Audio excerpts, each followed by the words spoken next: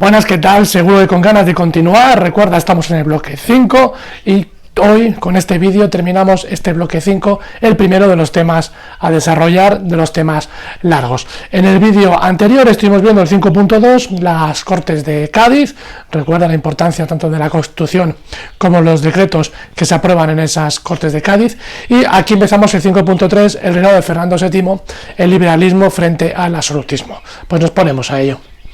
Bien, 5.3, el reinado de Fernando VII. Último de los temas del bloque 5.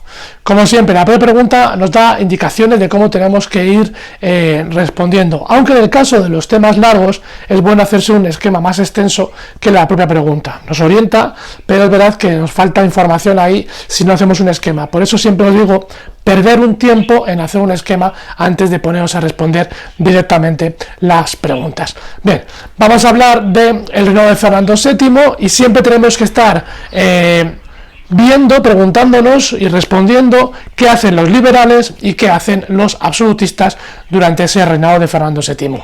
Hay tres periodos en el reinado va desde 1814 con el Tratado de Valensay, cuando Napoleón le devuelve el trono y a José I se retira, José Bonaparte, y termina con su muerte en 1833. Ese es el periodo largo, ¿no? El reinado propiamente dicho. Hay tres fases en ese reinado. Empezaremos con un sexenio absolutista, 6 años de absolutismo puro y duro, de 1814 a 1820. Luego veremos el trienio liberal, 3 años, del 20 al 23. Y por último, la llamada década ominosa, o también década absolutista, que va del 23 al 33. Y por último, lo que veremos en el tema será el proceso de independencia de las colonias americanas. Ahí tenéis un eje cronológico donde hemos visto el reinado de Carlos IV, la crisis de la monarquía, luego la guerra de independencia con el reinado de José Bonaparte y entramos ya en el reinado de Fernando VII y ahí tenéis los tres periodos, el absolutismo, el trienio liberal y la década ominosa o también llamada década absolutista. Y por debajo en verde estáis viendo que a la vez se está iniciando el proceso de independencia de las colonias americanas. Bien, reinado de Fernando VII, 1814 a 1833. Ahí tenéis un cuadro de Goya donde se ve la familia de Carlos IV y ahí estaría el príncipe Fernando, el que está de azul, en la parte izquierda o en la parte derecha de la pantalla, depende de cómo sea el grabar, pero bueno, el que está vestido de azul como príncipe de Asturias con la banda y detrás de él su hermano, el futuro Carlos María Isidro. Y tenemos un cuadro también de los fusilamientos de Torrijos, ¿no? Cuando desembarca para intentar hacer una sublevación del mundo liberal contra el rey Fernando. Bien, reinado de Fernando VII, siempre liberalismo frente a absolutismo, el proceso de independencia de las colonias americanas. Empezamos con el principio, ¿no? Cómo llega Fernando a España, ¿no? Por un lado, firma el llamado Tratado de Valensay en diciembre de 1813, por la cual Napoleón le devuelve la corona a Fernando y se pone fin a la guerra de independencia, que ha durado de 1808 a esa firma, diciembre de 1813 1814. El monarca, enterado de todo lo que ha ocurrido en Cádiz, de toda esa revolución legal, de esa victoria del liberalismo frente al absolutismo, no va directamente a Madrid, donde le están esperando, porque ahí le están esperando para firmar la Constitución, sino que va a hacer una gira alrededor del país para intentar tantear, ver con cuántos apoyos contaba, ¿no? Hasta qué punto realmente la revolución liberal de Cádiz había sido general, si el pueblo estaba contento con esa norma o si realmente la gente era absolutista y había un rechazo a la obra legislativa de Cádiz. Bien, entonces directamente no va a Madrid porque le están esperando el gobierno para jurar lealtad a la Constitución del 12, lo que se había aprobado en las Cortes, sino que pierde un poco el tiempo dando una vuelta por el país para tantear los apoyos. Bien, ahí tenemos un cuadro de cómo está llegando Fernando VII a España, ¿no?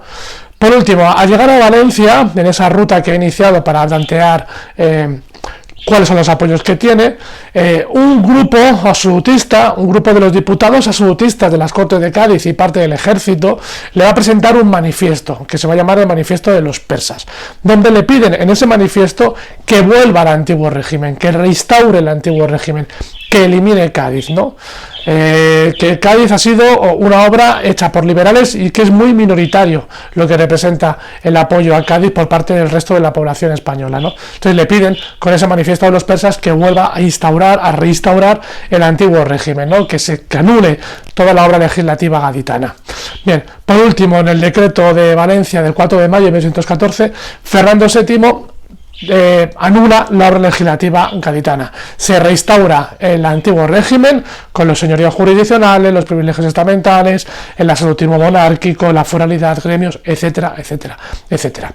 Por cierto, ¿por qué lo llaman manifiesto de los persas? Porque había una tradición en la antigua Persia que era que a la muerte de un rey persa y la entronación, la llegada del siguiente rey persa, había un periodo de caos, donde las leyes quedaban suspendidas, un periodo de anarquía, de locura, donde cada cual podía hacer lo que quisiera, ¿no? Sin tener que dar explicaciones de lo que estaba haciendo, ¿no? De asesinatos, robos, etcétera. Por lo que intentaban simbolizar los persas es que la muerte del rey es el fin del orden, la llegada del nuevo rey es la reinstauración otra vez del orden, ¿no? Para eso los absolutistas dicen que Cádiz, que la guerra de independencia lo que ha sido es el caos. La ausencia del rey y la llegada del rey es un periodo de caos, de anarquía, de no tener ley, de no tener orden. La llegada de Fernando es volver con el orden y con él, por lo tanto, el orden es la llegada de nuevo del antiguo régimen, ¿no? Bien, etapas del reinado. Primera etapa del reinado, sexenio absolutista, 6 años de absolutismo. Se vuelve totalmente al antiguo régimen, al absolutismo, ¿no? Se reinstaura el antiguo régimen con ese decreto de Valencia que habíamos visto anteriormente y los absolutistas vuelven a ocupar el poder. Entonces, aquí siempre hay que hablar de qué hacen los absolutistas y de qué hacen los liberales. Los absolutistas ocupan de nuevo el poder, pero se van a enfrentar al gran problema, de nuevo, que ya lo tenían desde la época de Carlos III, el problema de la hacienda real, de la crisis de la hacienda, del presupuesto del Estado, del dinero, de los gastos y de los ingresos del país, ¿no? Este problema de la hacienda se ha agravado por la situación de guerra, ¿no? La guerra de independencia ha sido muy dura, ha sido en el propio territorio, has traído a franceses y a ingleses a pegarse aquí en la península ibérica, en una guerra, por lo tanto, en el propio territorio que ha desgastado, ha deteriorado ya las infraestructuras, la economía, etcétera, lo podéis imaginar. Y por otro lado se está iniciando la guerra de independencia de América, ¿no? Con lo que va a agravar todavía más el problema de la hacienda, no solamente por el gasto del ejército para intentar parar la sublevación americana, sino porque dejas de tener comercio con esas regiones, ¿no? Y luego la propia reinstauración del antiguo régimen. Al volver a colocar el antiguo régimen te creas a ti mismo un problema con la hacienda, que es el siguiente. Si recordáis, en el antiguo régimen los estamentos privilegiados, nobleza y clero, no paga impuestos. Por lo tanto, solo puede recaudar en el tercer estado, ¿no? En el estado donde estarían los burgueses, pero también estarían los campesinos, ¿no?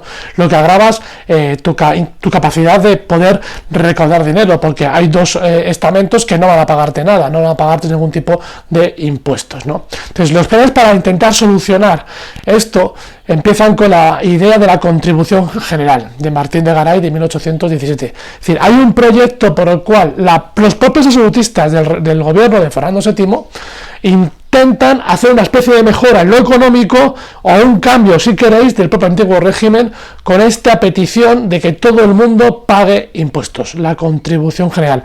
Pero eso va contra el alma, uno de los corazones del antiguo régimen, que sería que los estamentos privilegiados no pagan impuestos, ¿no? Entonces, fijaros el problema que tienen montado los absolutistas. Se vuelve al eco de la época de Carlos III, ¿no? De esos absolutistas, y lo vimos también en Cádiz, de esos absolutistas reformistas, del despotismo ilustrado, y los ultras que dicen que justamente el hacer reformas es lo que da ancha pie a los liberales para pedir el cambio y poder llevar una revolución como ocurrió con la Revolución Francesa, ¿no? Entonces, esa contribución general pone en tela de juicio los propios principios absolutistas. Bien, los liberales, ¿qué van a hacer durante esta etapa? Bueno, la persecución contra ellos y la represión es manifiesta, ¿no? Importantísimo. Se inaugura un deporte nacional en la historia de España, que es el enemigo político, hay que perseguirle, hay que reprimirle, ¿no? Muchos de los liberales lo que van a hacer es exiliarse, se van del país, ¿no? Entonces muchos se refugian en París y en Londres, ¿no? Importante los que se refugian, sobre todo también en Londres, porque van a ir aprendiendo el modelo de transición, porque allí ya en el Reino Unido está empezando a desarrollarse plenamente el régimen liberal. no en Europa, el régimen liberal. En Francia se ha vuelto al absolutismo, pero poco a poco también va a ir caminando de nuevo hacia el liberalismo, ¿no? Una vez que ha derrotado a Napoleón, en Francia hay una etapa de restauración del antiguo régimen, pero enseguida volveremos otra vez a una transición liberal. Bien, ese modelo que lo están copiando, lo están viendo en el exilio, luego intentarán implementarlo, desarrollarlo aquí en España, ¿no? Por otro lado, van a permanecer en el país algunos liberales que se van a esconder, ¿no? Se van a esconder, por ejemplo, en sociedades secretas, ¿no? Por ejemplo, las sociedades como la masonería, para que desde allí intentar conspirar contra el gobierno absolutista. Por último, otro de los deportes también nacionales que se inauguran aquí y que continuarán, que será el del pronunciamiento militar.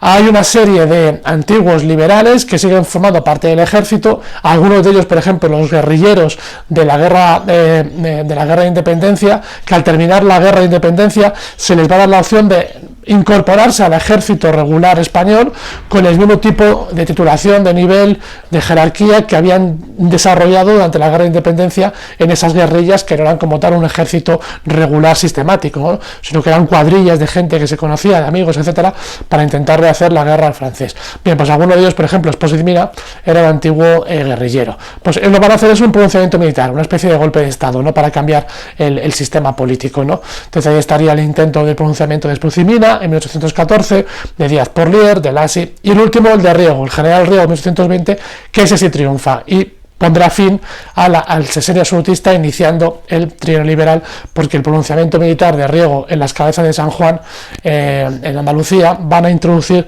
esa modificación y la llegada de nuevo de los liberales al poder durante 3 años.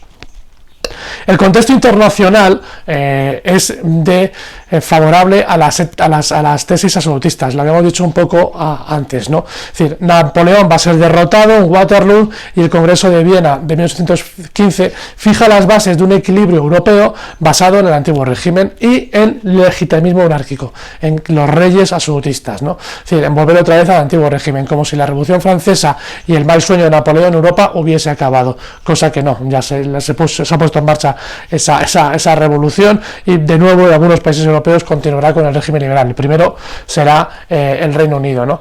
Bien, pues, pero en esta etapa se vuelve un poco, después de la derrota de Napoleón en Waterloo, se vuelve, tras el Congreso de Viena, se vuelve un poco al antiguo régimen en toda Europa, con lo cual la llegada de Fernando y la vuelta al antiguo régimen, al absolutismo, en la primera etapa de Fernando, pues es bien visto en el resto del continente europeo. Bien, ahí tenéis un poco la evolución que va a ser del siglo XIX español. Vemos cómo está el reinado de Fernando con sus 3 etapas. Hemos visto ya la década absolutista, veremos el trienio liberal, la década ominosa después. Luego vendrá su hija a reinar con el reinado de Isabel, que tendrá 2 regencias, primero la regencia de María Cristina y la regencia de Espartero, y luego vendrá el sexenio revolucionario, que estará el reinado de Amadeo y la Primera República, luego Alfonso XII y luego Alfonso XIII con el régimen de María Cristina. Un poco esto es un anticipo de lo que vamos a ver en todo el reinado, en todo el siglo XIX español. Aquí tenéis las diferentes etapas del reinado de Fernando VII, que habíamos dicho, ¿no? Primero está la restauración absolutista, del 14 al 20, lo acabamos de explicar, luego vendrá el trienio liberal del 20 al 23, y luego la década ominosa o década absolutista, de nuevo, vuelta al antiguo régimen, del 23 al 33, 10 años, ¿no? Década, trienio, y la restauración, que es sexenio absolutista. Vale, el trienio liberal o trienio constitucional, la segunda etapa del reinado de Fernando VII. Tras el pronunciamiento de Riego, que habíamos visto la etapa anterior, el final de la etapa anterior, en las cabezas de San Juan, se inicia una etapa en la que van a volver a gobernar los liberales. Bien, durante este periodo, la clave del periodo del trienio liberal es que el mundo liberal se va a dividir. Como siempre, con estas preguntas, ¿qué hacen los liberales? ¿Qué hacen los absolutistas, ¿no? Durante cada uno de los 3 periodos, durante el sexenio absolutista, durante el trienio liberal y durante la década absolutista ominosa, hay que preguntarse qué hacen unos y qué hacen otros, qué hacen los absolutistas, qué hacen los liberales. Aquí los protagonistas, los liberales, porque se vuelve a un gobierno constitucional, a un gobierno liberal. Pero durante este periodo se van a dividir los liberales en 2 grupos, ¿no? Por un lado, aquellos que son partidarios de seguir pactando con la corona, o lo que es lo mismo, aquellos que dicen que el sistema de Cádiz de 1812 de la Constitución es el sistema válido, ¿no? Por eso se le va a llamar como los doceañistas, porque dicen que la revolución ya está hecha, que el modelo ya está fijado, es ponerlo en marcha, y el modelo es Cádiz 1812, la propia Constitución. Ojo, paréntesis, En la Constitución de 1812 al rey se le da muchísimo poder, ¿no? Porque es parte del Ejecutivo, nombra a los ministros y tiene incluso capacidad de veto, por ejemplo, sobre algunas leyes, por ejemplo, ¿no? Algunas de las funciones de la monarquía. Bien, por lo tanto, doceañistas, los moderados de los liberales, por así decirlo también, son aquellos que dicen que la revolución ya está hecha, que es poner en marcha y la revolución se fijó en la Constitución de 1812. Luego están los partidarios de ir más allá de la revolución de 1812, especialmente con un tema, con el tema del rey, con el tema de la corona. Hay que ir más allá de lo propuesto en Cádiz, o lo que es lo mismo, hay que controlar mucho más al rey, hay que quitarle poder al rey. No solamente es decir que la soberanía es nacional, sino que el rey, por ejemplo, tenga mucho más limitado las funciones que le otorga la Constitución de 1812. Por eso se les llama exaltados, o progresistas, o más radicales, ¿no? También conocidos como los veinteañistas, porque es aquí durante el trienio, en los años 20, donde aparece este grupo, ¿no? Doceañistas de Cádiz, 1812, veinteañistas del trienio, ¿no? Ahí estaría como gente como Torrijos o Evaristo San Miguel, ¿no? En los primeros años van a estar gobernando los partidarios de Cádiz, los moderados, pero a partir de 1822, de la mitad del trienio, van a entrar a gobernar los exaltados. Y veremos por qué hay esta división tan profunda y por qué entran a reinar unos y no otros, ¿no? Bien. Trienio liberal en 1820-1823. Se van a suprimir los señoríos jurisdiccionales, es decir, se suprime toda aquella legislativa del antiguo régimen, ¿no? Se instaura Cádiz. Se implanta la milicia nacional, que esto es importantísimo. ¿La milicia nacional qué es? La milicia nacional es un cuerpo de voluntarios burgueses que se inscriben en los ayuntamientos y que los ayuntamientos se encargan de darles material bélico, ¿no? Fusiles, etcétera, etcétera, ¿no? Pistolas, lo que fuera. Bien. Es un cuerpo voluntario y es un cuerpo que no es policial, es decir, que ellos no se activan, no están por las calles patrullando para detener los delitos comunes, los robos, asesinatos, etcétera. No, solamente es gente que está en su puesto de trabajo, son burgueses, liberales, que tienen su propio trabajo, pueden ser médicos, abogados, farmacéuticos, lo que fuera, pero solamente se le van a activar como milicia, como ejército, se van a casa, cogen el fusil, se pone el uniforme en caso de que el gobierno les active, para defender la propia obra legislativa gaditana o para defender la revolución liberal. Es decir, la milicia solo se activa en caso de que esté en peligro la revolución liberal. Si no, se dedican a sus funciones, cada uno a sus oficios particulares. Esta es la clave de la milicia, no es un ejército regular, no es una policía que está por la calle, ¿no? Sino que es gente que es voluntaria, que se apunta en la lista de un ayuntamiento y que se activa en caso de necesidad para parar una revolución que vaya en contra de la revolución liberal, es decir, para parar a los absolutistas si se les ocurre volver al antiguo régimen, ¿no? Eso sería la milicia nacional. Bueno, se impone la contribución directa, se acaba en los estamentos, todo el mundo paga impuestos, se empieza con la desamortización de los bienes eclesiásticos, es decir, las tierras de la iglesia van a poder ser enajenadas, van a poder ser vendidas. Bien. Mientras tanto, ¿qué hacen los absolutistas? Bien, los absolutistas desde el minuto 1 van a intentar acabar con el régimen del trienio liberal. De hecho, ha llegado el trienio liberal por un pronunciamiento militar de riego y no por apoyo de la población, sino casi por descomposición del sexenio, que estaba muy paralizado. Las tropas de riego que estaban en cabeza de San Juan eran las tropas que estaban esperando a ser embarcadas para ir a América, para parar la sublevación americana. Pero como no hay barcos de Trafalgar 1805, si recordáis, y no hay financiación para hacer una nueva armada, ¿no? Y están negociando, por ejemplo, con el zar de Rusia que le presten barcos o comprar barcos para poder llevar el ejército español a América para parar la sublevación, pero no hay dinero, no hay guita, no hay money, están aburridos en el cuartel de cabeza de San Juan y al final llega Riego, les coge y les lleva para Madrid para imponer el régimen liberal a ese ejército. Pero realmente no es que sea por aclamación de la gente que esté deseando que llegasen los liberales, ¿no? Volvemos a los absolutistas. Los absolutistas saben que la gente no es liberal, ¿no? Entonces van a intentar de nuevo atacar el trienio y volver al antiguo régimen, empezando por el propio rey, que el rey, por supuesto, no es liberal, es el rey absolutista, más dentro del absolutismo es de los ultras, de los más puros, ¿no? Bien, el rey va a utilizar la Constitución de Cádiz y las prerrogativas que le da la Constitución para obstruir al trienio, para parar el trienio.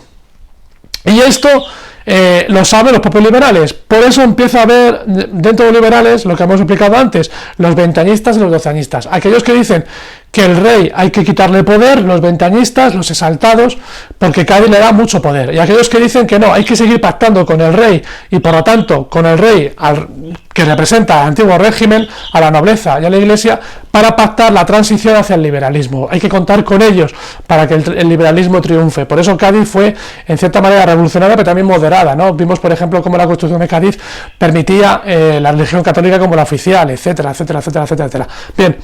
Este es el problema que tienen los liberales. ¿Pactamos o no con el rey o le limitamos poder del rey? A pesar de que el rey utiliza las propias prerrogativas de la Constitución de Cádiz para ir contra el gobierno liberal, ¿no?